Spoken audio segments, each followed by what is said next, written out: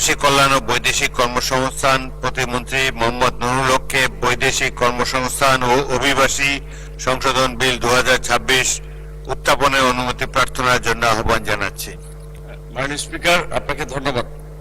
আমি প্রবাসী কল্যাণ ও বৈদেশিক কর্মসংস্থান মন্ত্রণালয়ের প্রতিমন্ত্রী মোহাম্মদ নুরুল হক বৈদেশিক কর্মসংস্থান ও অভিবাসী আইন 2013 অধিকতর সংশোধন কল্পে আনিত একটি বিল মহান জাতীয় সংসদে উত্থাপনের অনুমতি প্রার্থনা করছি। মাননীয় প্রতিমন্ত্রী, আপনি বিলটি উত্থাপন করুন। মাননীয় স্পিকার, আপনাকে ধন্যবাদ।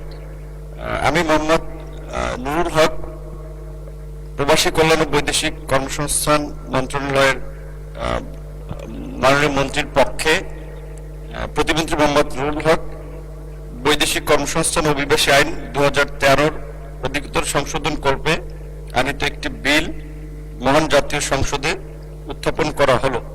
আমি এখন মাননীয় প্রবাসী কল্যাণ ও বৈদেশিক কর্মসংস্থান প্রতিমন্ত্রী নুরুল হককে সংসদে উত্থাপিত আকারে বৈদেশিক কর্মসংস্থান ও অভিবাসী সংশোধন বিল 2026 অবিলম্বে বিবেচনার প্রস্তাব উত্থাপনের জন্য আহ্বান জানাচ্ছি। আমি মোহাম্মদ নুরুল হক প্রবাসী কল্যাণ ও বৈদেশিক কর্মসংস্থান মন্ত্রণালয়ের প্রতিমন্ত্রী বৈদেশিক কর্মসংস্থান ও অভিবাসী আইন 2013 অধিকতর সংশোধন কল্পে আনিত বিলটি বৈদেশিক কর্মসংস্থান অভিবাসী সংশোধন বিল 2026 অবিলম্বে বিবেচনার জন্য গ্রহণ করা হোক।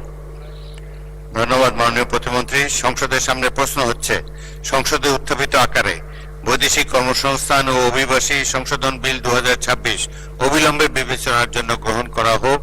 যারা এই প্রস্তাবের পক্ষে আছেন তারা হ্যাঁ বলুন, যারা এই প্রস্তাবের বিপক্ষে আছেন তারা না বলুন। আমার মনে হয় হ্যাঁ জয়যুক্ত হয়েছে, হ্যাঁ জয়যুক্ত হয়েছে, হ্যাঁ জয়যুক্ত হয়েছে।